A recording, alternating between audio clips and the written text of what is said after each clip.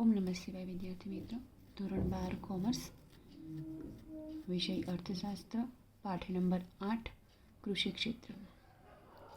વિદ્યાર્થી મિત્રો, આગળના વિડીયોમાં મેં તમને આ પાઠમાં પ્રસ્તાવના, કૃષિ ક્ષેત્રનું મહત્ત્વ અને ભારતમાં કૃષિ ક્ષેત્રની વર્તમાન સ્થિતિ વિશે સમજૂતી આપી હતી. બરાબર. ભારતમાં કૃષિ ક્ષેત્રની વર્તમાન પરિસ્થિતિમાં 6 પોઈન્ટનો સમાવેશ થતો હતો. કયા કયા 6 મુદ્દા હતા? તો કે રાષ્ટ્રીય આવકમાં ફાળો, રોજગારી, નિકાસ આવક, જીવન ધોરણ, કૃષિ ઉત્પાદન વૃદ્ધિ અને ઔદ્યોગિક વિકાસનો પાયો. આ 6 મુદ્દા હતા. હવે આજે આપણે ભણવાનું છે કે નીચી ખેત ઉત્પાદકતાના કારણો. હવે નીચી ખેત ઉત્પાદકતાના 3 કારણો છે. કયા 3 કારણો છે? તો પેલું છે સંસ્થાકીય પરિબળ, બીજું છે ટેકનોલોજીકલ પરિબળ અને ત્રીજું છે અન્ય પરિબળ. તો આજના વિડીયોમાં આપણે જોઈશું સંસ્થાકીય પરિબળ. બરાબર. તો પહેલાં કે સંસ્થાકીય પરિબળ કોને કહેવામાં આવે? તો શું કહે છે કે ભારતના ખેડૂતો જે સંસ્થાકીય માળખામાં રહી ખેતી કરે છે, બરાબર, તેને અસર કરતા ભૌતિક, સામાજિક, આર્થિક અને કાયદાકીય પરિબળોને સંસ્થાકીય પરિબળો કહે છે. હવે ભારતનો જે ખેડૂત છે એ સંસ્થાકીય માળખામાં રહીને ખેતી કરે છે, બરાબર. હવે જે આ માળખું છે તેને જે ભૌતિક, સામાજિક, આર્થિક અને કાયદાકીય જે બી પરિબળો અસર કરે છે તે બધા જ પરિબળોને સંસ્થાકીય પરિબળો કહેવામાં આવે છે. હવે સંસ્થાકીય પરિબળોની અંદર આપણે જોઈશું 4 મુદ્દા જોવાના છે, બરાબર. એમાં પહેલું જ છે જમીન મહેસૂલ ઉઘરાવવાની પ્રથા. જોઈએ હવે અંદર કે ભારત આઝાદ થયો ત્યારે દેશમાં જમીન મહેસૂલ ઉઘરાવવાની 3 પ્રથા પ્રચલિત હતી. પહેલાં ભારત જ્યારે આઝાદ થયો ત્યારે જમીન મહેસૂલ ઉઘરાવવાની પ્રથા હતી. ખેડૂતો જોડેથી મહેસૂલ લેવામાં આવતું હતું, બરાબર. તો એ 3 પ્રકારે, કઈ 3 પ્રકારે પ્રથા પ્રચલિત હતી? તો કે જમીનદારી પ્રથા, મહાલવારી પ્રથા અને રૈવતવારી પ્રથા. તો આ પ્રથામાં શું થતું હતું? તો શું કહે છે કે આ પ્રથામાં જમીન પર ખેત ગણોત્યા કે જમીન વિહોણા ખેત મજૂરો દ્વારા કરવામાં આવતી હતી. હવે આ પ્રથામાં જમીન ઉપર ખેતી છે ને એ ગણોત્યા હોય, જમીન વિહોણા જે ખેડૂતો હોય તેના દ્વારા ખેતી કરવામાં આવતી હતી. જે જમીનદારો હોય એ પોતે ખેતી નહોતા કરતા, પરંતુ આ રીતના ગણોત્યા અને જમીન વિહોણા જે ખેડૂત હોય તેને દ્વારા ખેતી કરવામાં આવતી હતી. તે લોકો જોડે ખેતી કરાવતા હતા. આવામાં જમીનદારો ખેડૂતો પાસે માત્ર જીવન નિર્વાહ થઈ શકે તેટલું ખેત ઉત્પાદન રહેવા દે, બાકીનું બધું જ ઉત્પાદન લઈ લેતા હતા. હવે જે જમીનદારો છે, હવે જે ખેડૂતો છે, ખેતી કરીને જે બી પાકનું ઉત્પાદન કર્યું હોય તો એ ઉત્પાદન, જે પાકનું ઉત્પાદન થયું હોય તે પાક જે જમીનદારો શું કરતા હતા? તો ખેડૂતો પાસે તેમના જીવન નિર્વાહ થઈ શકે તેટલું ખેત ઉત્પાદન તેમને આપતા, બાકીનું બધું જ ઉત્પાદન પોતે લઈ લેતા હતા. જેના કારણે ખેતી કરનાર વર્ગને ખેત ઉત્પાદન વધારવામાં કોઈ પણ જાતનો રસ રહેતો ન હતો.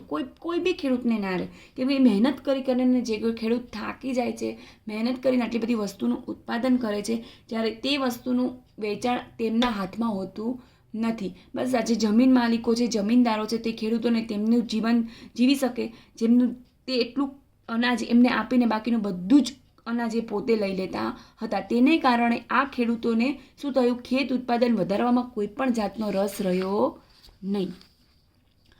આની સામે ભારત સરકારે ખેડે તેની જમીન, ખેડ હદ સલામતી અને સાથ નિયમન જેવા કાયદાઓ પસાર કર્યા. હવે આ બધી જે શોષણ થતું હતું તેના લીધે આઝાદી સમયે ભારત સરકારે ખેડે તેની જમીન, જે ખેડે એની જમીન, ખેડ હદ સલામતી અને સાથ નિયમન જેવા કાયદાઓ પસાર કર્યા.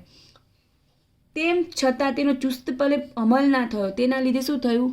ખેડૂતોને શોષણ મુક્ત કરી શકાયા નહીં. આ જે કાયદા ઘડ્યા સરકારે, બરાબર, તો તેના પર તેનું ચુસ્તપણે પાલન ના થયું. તેના લીધે ખેડૂતોને આપણે શોષણ મુક્ત કરી શક્યા નહીં. માટે જમીન મહેસૂલ ઉઘરાવવાની પ્રથા એ નીચી ખેત ઉત્પાદકતા માટેનું કારણ બને છે.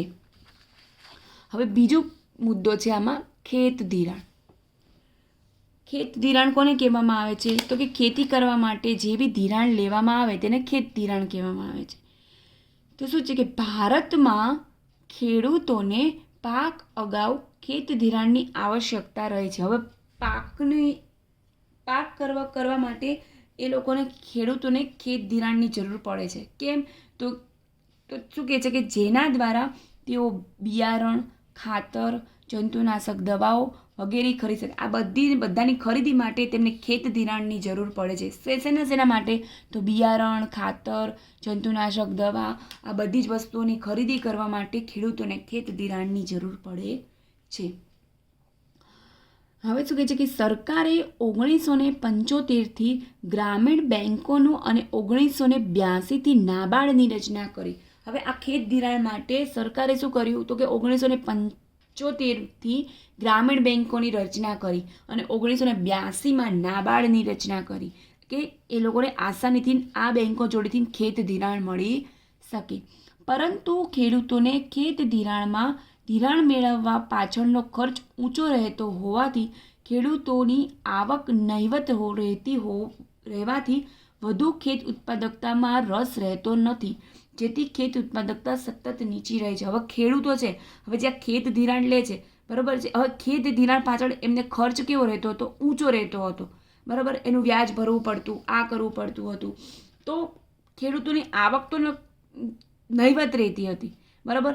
એટલે શું થયું? એ લોકોને ઉત્પાદકતા વધારવા માટે કે હું વધારે મહેનત કરું અને વધારે ખેતી થાય, એ માટે એ લોકોને કોઈ પણ જાતનો રસ ના રહ્યો, બરાબર. એના લીધે ખેત ઉત્પાદકતા કેવી રહી? નીચી રહી. માટે શું કહે છે કે ખેત ધિરાણ એ પણ એ નીચી ખેત ઉત્પાદકતા માટેનું બીજું કારણ છે.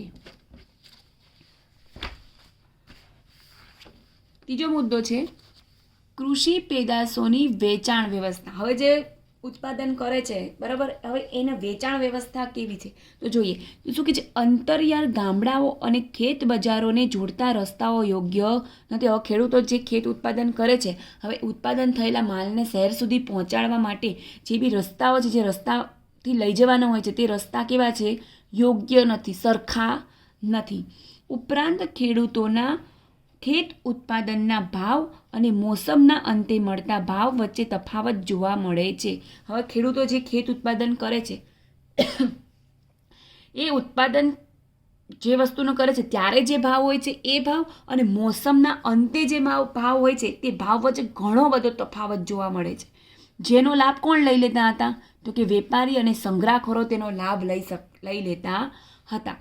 આમ ખેડૂતોની બજાર તેમજ બજાર ભાવની જાણકારીના અભાવના કારણે સારું વળતર મેળવી શકતા નથી. માટે ખેડૂતો છે, ખેડૂતોને બજારની અને બજારમાં શું ભાવ ચાલે છે તેની જાણકારી હોતી નથી. તેના લીધે તે લોકો શું કે સારું વળતર મેળવી શકતા નથી. માટે કૃષિ પેદાશોની વેચાણ વ્યવસ્થા પણ નીચી ખેત ઉત્પાદકતાનું કારણ બને છે.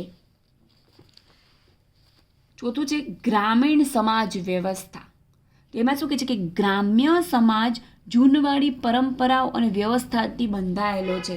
હવે જૂનો સમાજ હોય, એ જૂના સમાજમાં જૂની પરંપરાઓ, બરાબર, જૂની વ્યવસ્થાઓ, જૂના રીત રિવાજો ચાલતા હોય છે. તો એ જૂનો જે ગ્રામ્ય સમાજનો જે ખેડૂત છે, એ આ બધી જ પ્રથાઓ છે, બધી જ પરંપરાઓમાં બંધાયેલો હોય છે, જેથી તેઓ પોતાનું જીવન નિર્વાહ પૂરતી ખેતી કરીને સંતોષ રહે છે. હવે જે ખેડૂત છે, જે આવી રીતે જૂનવાડી પ્રથામાં જીવે છે, બરાબર, એ પોતાને જીવન નિર્વાહ જેટલી ખેતી થઈ જાય છે, બસ એમાં જે સંતોષ માને છે.